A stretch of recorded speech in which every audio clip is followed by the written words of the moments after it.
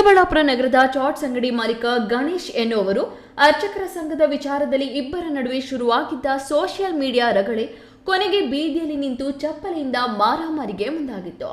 Facebook ಲೈವ್ನಲ್ಲಿ ಮಹಿಳೆಗೆ ತೇಜೋವಧೆ ಮಾಡಿದ್ದ ಗಣೇಶ್ ಆರಾಧ್ಯ ಎನ್ನುವವರ ಮೇಲೆ ನಿನ್ನೆ ರಾತ್ರಿ ಚಿಕ್ಕಬಳ್ಳಾಪುರ ನಗರದ ಬಜಾರ್ ರಸ್ತೆಯಲ್ಲಿ ಅಟ್ಯಾಕ್ ಮಾಡಿದ್ದಾರೆ.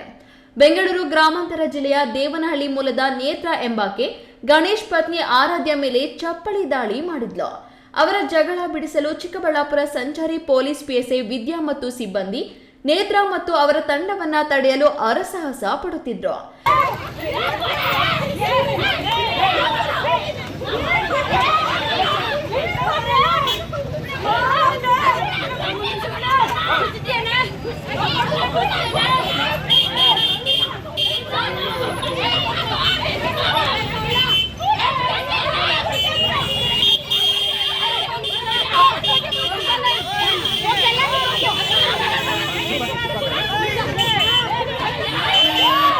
ಕ್ಯಾಮೆರಾ ಪರ್ಸನ್ ಅಖಿಲ್ ಜೊತೆ ಕೆಎಸ್ ನಾರಾಯಣಸ್ವಾಮಿ, ಈ ನ್ಯೂಸ್ ಟಿವಿ, ಚಿಕ್ಕಬಳ್ಳಾಪುರ.